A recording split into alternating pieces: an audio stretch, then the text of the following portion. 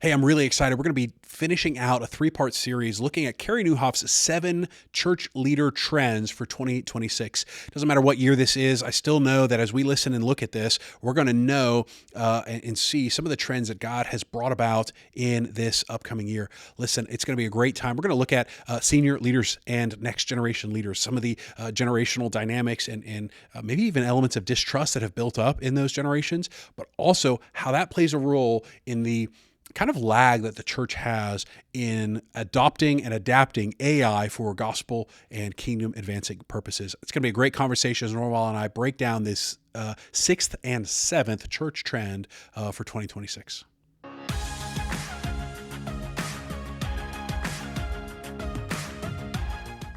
Norval, I've really enjoyed our conversations talking through some of these 7 trends that Carey Nieuwhof shared. I'd like to continue that conversation, but I think it'd be a good moment to just kind of recap them. Would you walk us through just those first 5? I know we're going to talk about 6 and 7 here, but just kind of refresh our minds on what we've looked at so far already. Yes, absolutely. He's been publishing these trends every year, and this year, it was 7 trends for 2026.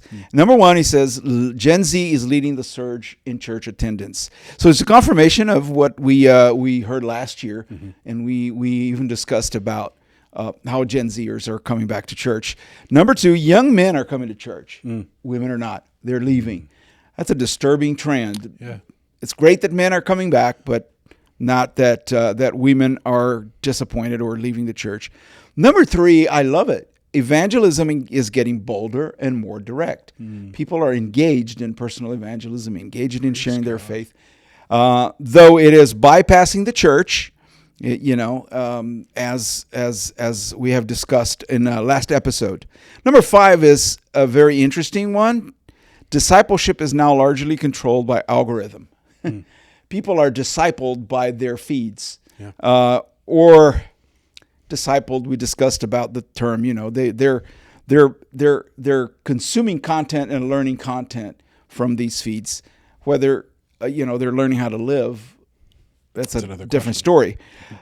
And then number 6. So now we get to the last 2 ones that we want to discuss today, and it says that senior pastors are aging. Well, that is obviously, but they're aging out. Yeah. So they're reaching the end of their productive life cycle, and few are replacing them. It has to do with there are not enough young men and women going through seminary and going through training to replace these senior pastors. There is an interesting trend that I think it was in last year's trends of a new type of lead pastor, senior pastor, less superstar, less celebrity, more down to earth, more authentic, which is a great trend. Yeah. The question is the numbers, whether they're going to be able to replace these senior pastors that are aging out. The other issue here is that these older leaders are not necessarily willing to relinquish leadership. They're hanging on to it, which in some way happens with every generation. Sure. I think we're always. This is a human tendency. I have a successful organization and ministry. Comes time for me to pass the baton. Nobody's ever. It's hard to find somebody that they consider adequate, and they are reluctant to pass it on, especially to younger people. We are a privileged organization because our founder and our leadership handed over the reins of a significant leadership training organization, the International Leadership Institute, to you, and you are a millennial. That's true. It's incredibly humbling. As I looked at these statistics, Norval, I was really struck, right? In 1992, the average age of a pastor was 44. Average age of a senior pastor was 44. Today, that's 58. Only 5% of senior pastors were over 65 in the early 90s. And today, it's radically different. And again, this is looking at pastoral leadership and church leadership. And of course, these are church trends, so they naturally should. Right. But I do think that that's an ongoing trend. Because the next generations have been just so different from the generations that have come before. The rate of change in the culture and in society has been so rapid that it has left some of those tensions and some of those difficulties, and I think that's what a lot of Christian leaders are facing. I know from my side, as a millennial stepping into a leadership role, I feel the weight of some of those things, the pressures to go, wait a second, how do I initiate change in a way that honors the past, because it should be honored, and acknowledges that the past is no longer the present, and so innovation and change are necessary elements. How do I do that in a way that maintains respect, honor, and dignity, while also making change, and for that change to not be a repudiation or a refutation of the accomplishments of the past? There's a little bit of that perception. As we were talking about these aging pastors, we were discussing here, there are very few people that are greatly respected that are leading big churches or they're leading big movements that are from what the study here calls the elder generation. Yeah. That is we call the builders sometimes, the great generation, whatnot. Yeah, the greatest generation. Greatest generation. Really, most of these senior pastors that are aging out are now boomers. Yeah. My generation. That's right. It's exactly what's happened with our founder. I'm in a process in which in a few years I will no longer be in the position that I'm in. Yeah.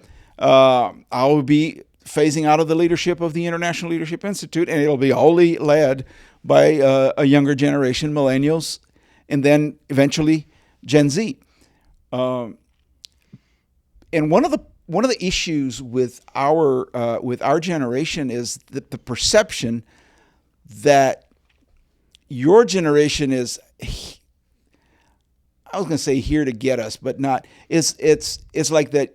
Your generation considers everything that we did as negative. Yeah.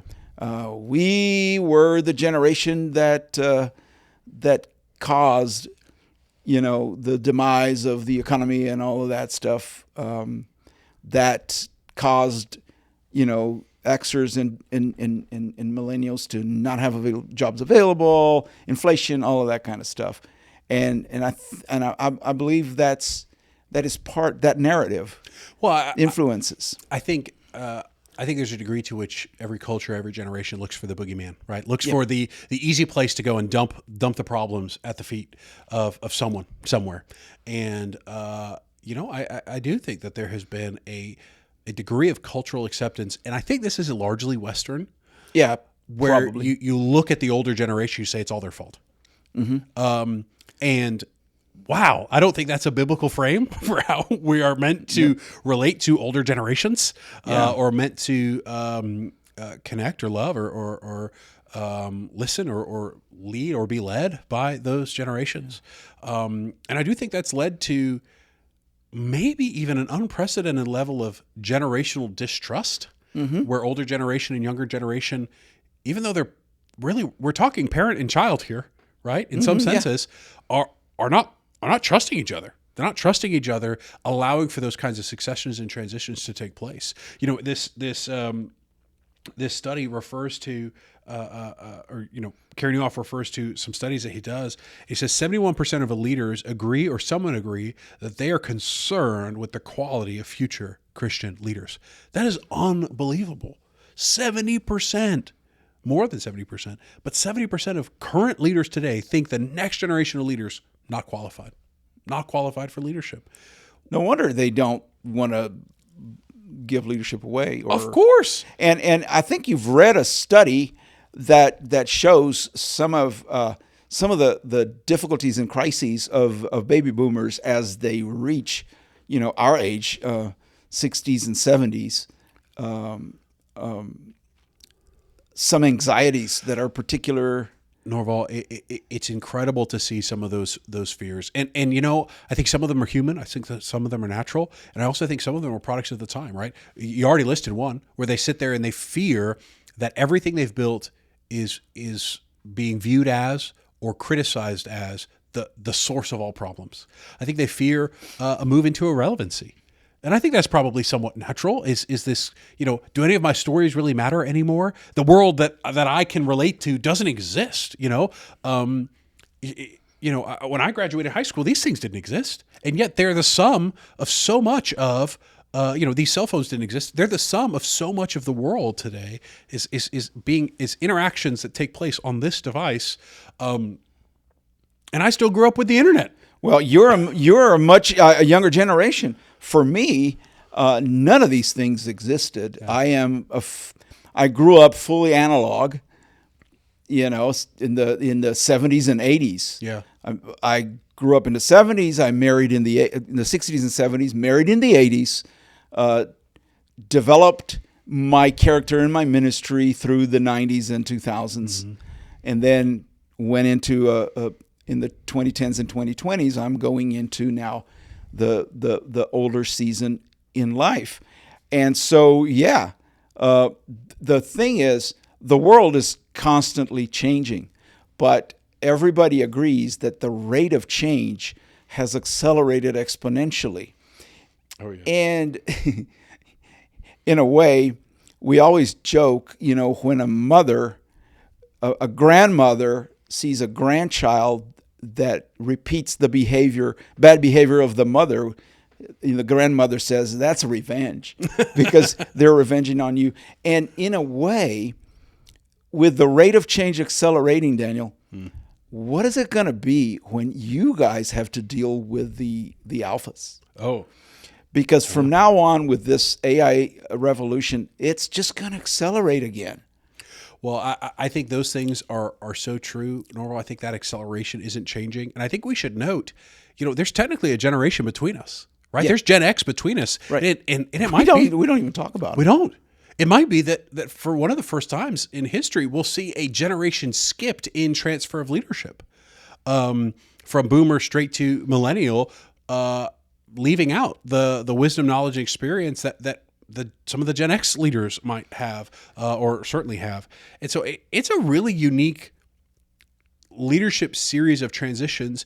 And I think that there are probably two or three things that Christian leaders today need to acknowledge. Number one, if we don't think that the Christian leaders of tomorrow are ready, we have to be doing something to equip them.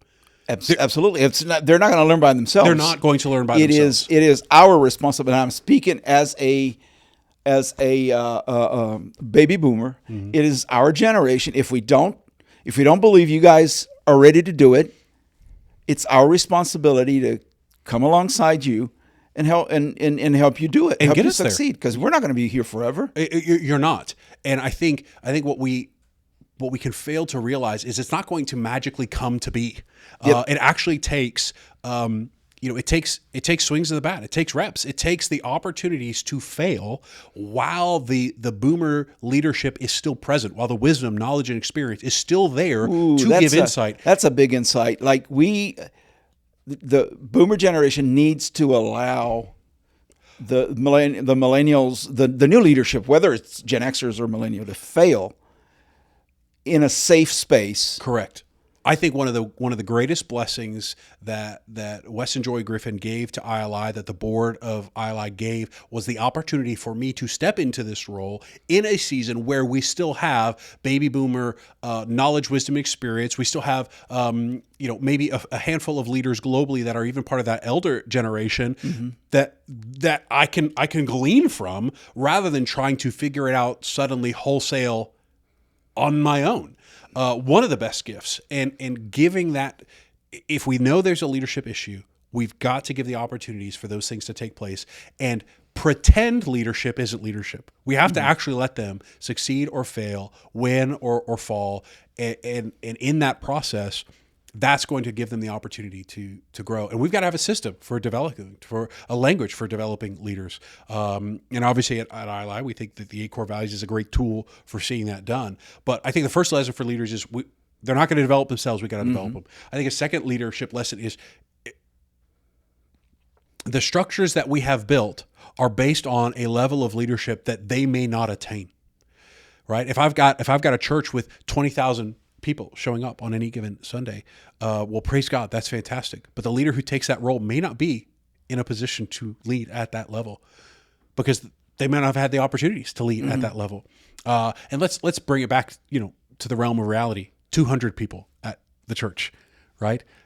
It takes a kind of leadership experience set of qualities and characteristics to sustain those kinds of movements and momentum. And if we don't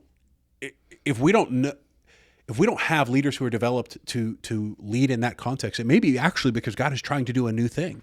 It may be that what once was a mega church turns into a mega church planting movement, right? Mm-hmm. And it just fundamentally shifts. And we've got to be willing to, again, see that not as a repudiation of what was built, but as a rebirth of what God has blessed for the purpose of reaching the new and the next. Right.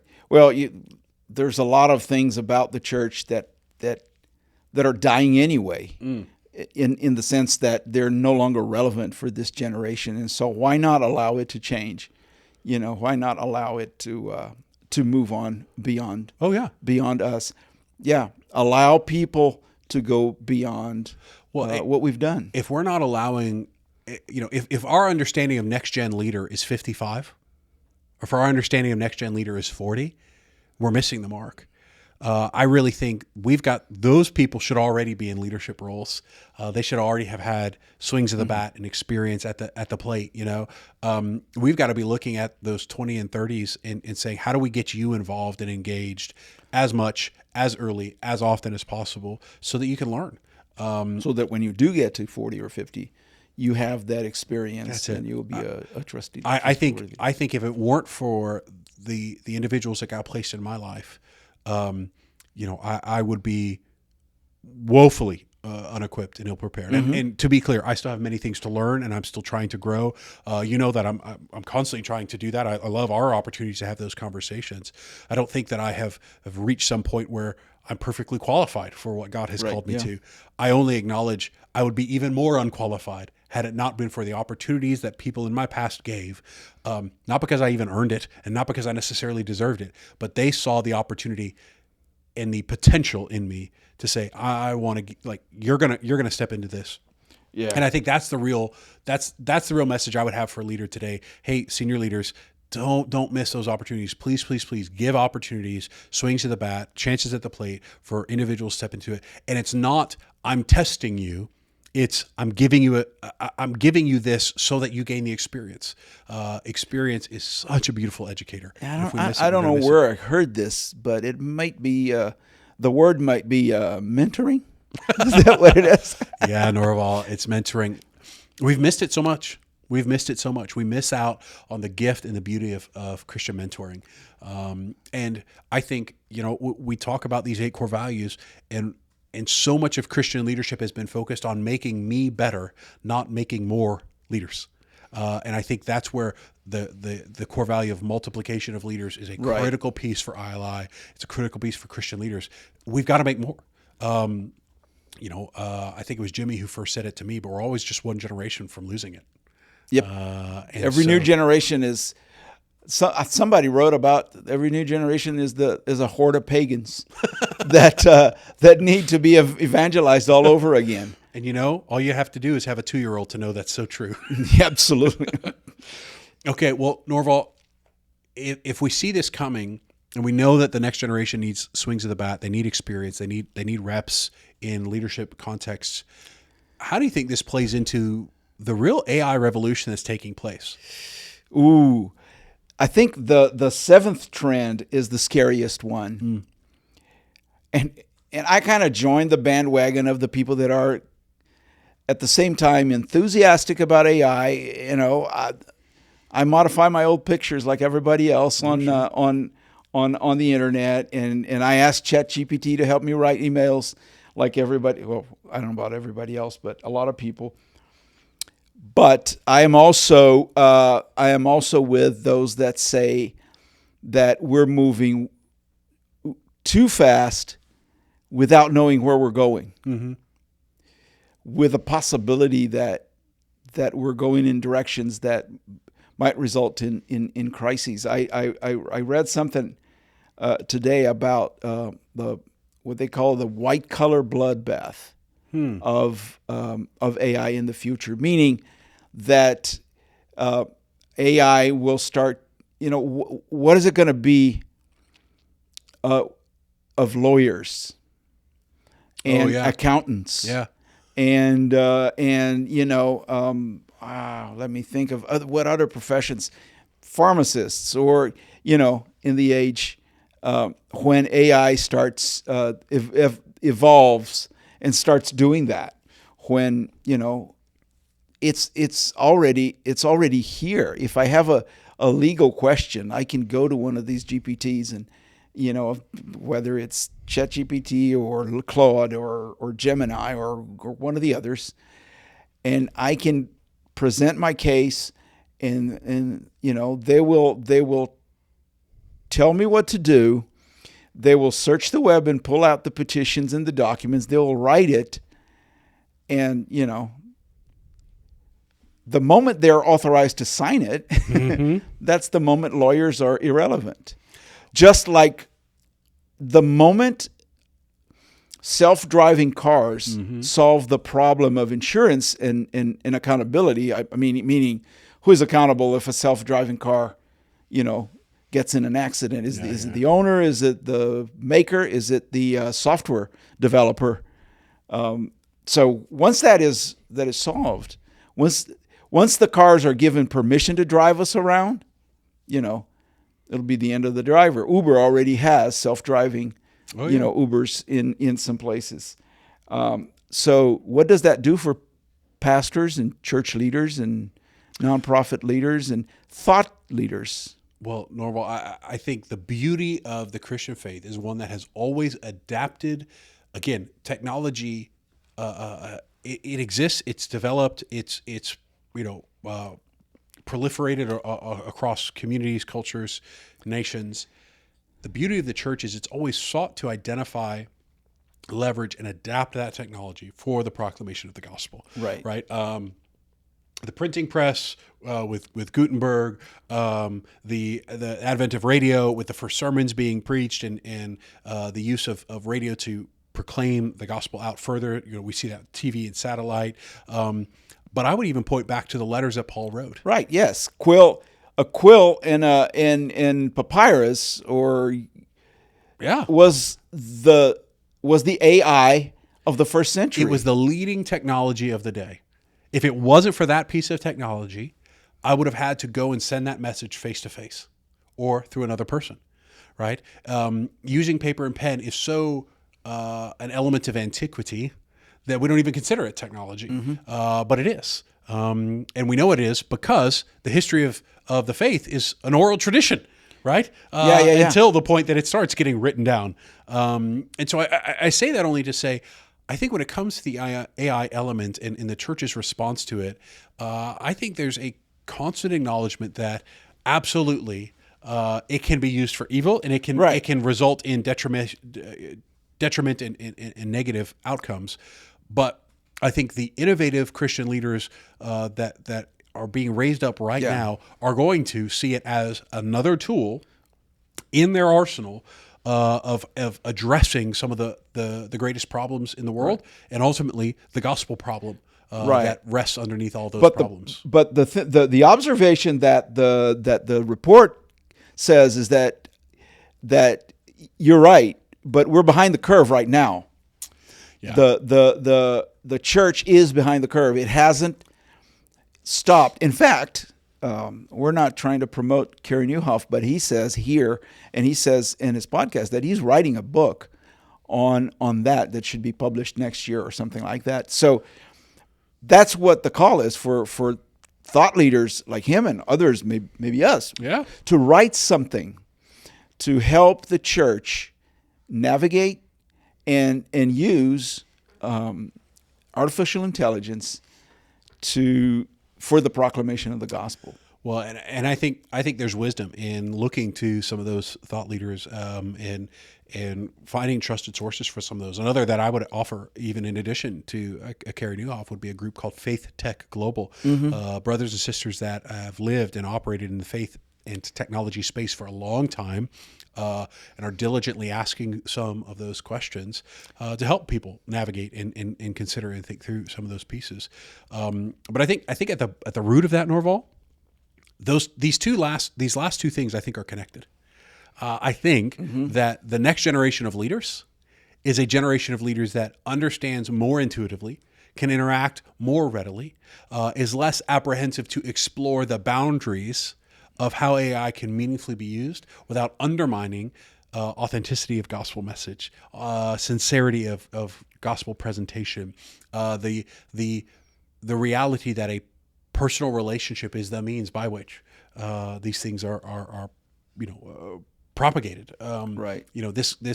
This is a relational faith, and if we remove relationship from it, it loses an essential element to the faith. And I think those are some of the fears, and I think they're not unjustified fears. But I do think that there's a connection between these last two. That Right. It's because we have a senior leadership structure that, we use this phrase during COVID.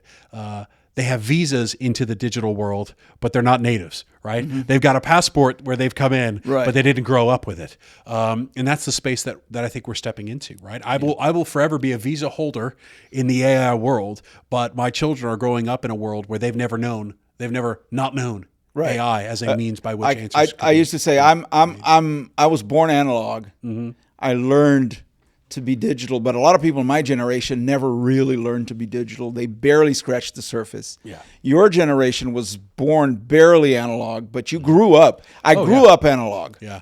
You grew up digital. I mean, I remember building computers. We were blessed as a family. I built a computer in my parents' basement on a Saturday morning when I was 9, 10 years old. Well, I put one together too. Like, you buy the parts. Yeah. You buy bought that tower and you put it together. Even not being, that savvy, I did it once. Well, And never more, but you did it. But I just recognize again, I was doing that at 9 and 10, and I imagine you were not 9 and 10. 40. Yeah. It's just different season. Right. And so I look at this and I go, yeah, I don't think that the AI will be mastered by the Christian leaders of today. I think they'll be mastered by the Christian leaders of the generation that follows mine.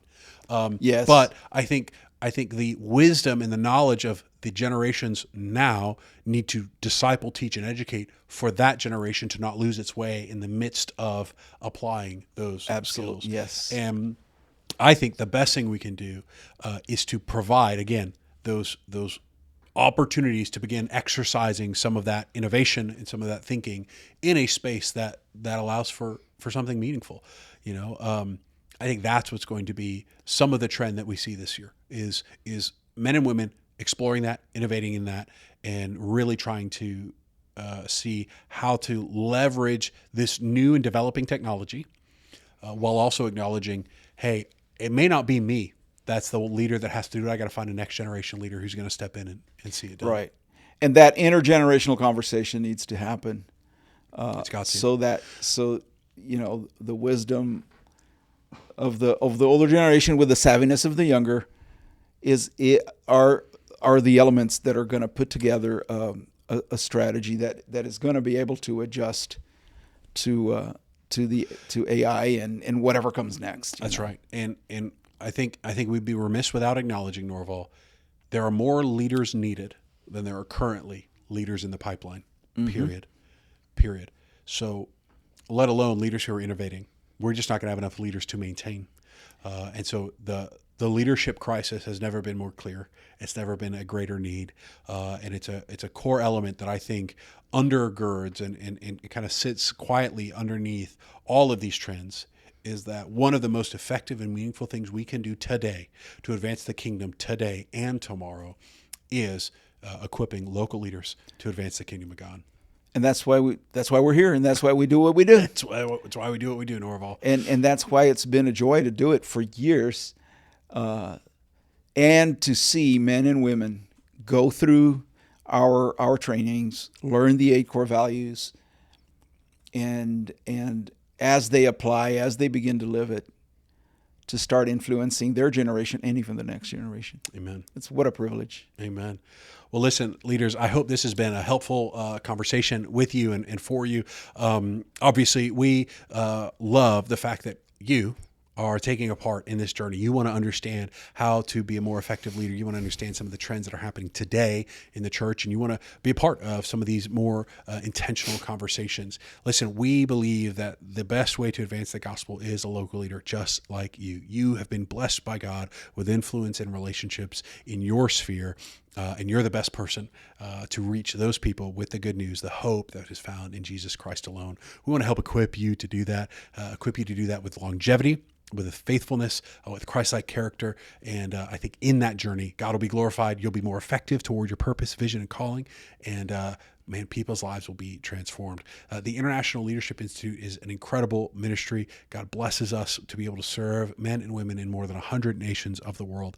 If you'd like to learn more, go to iliteam.org. There you can see how to get plugged in, what these 8 core values are, and all those kinds of details. But also feel free to give us a like, a subscribe, a listen. Let us know what elements of these conversations are the most helpful for you. We are here to serve, equip, and encourage you in your own leadership, faith, and walk. So help us to know what connects best with you, and we look forward to serving you in the future.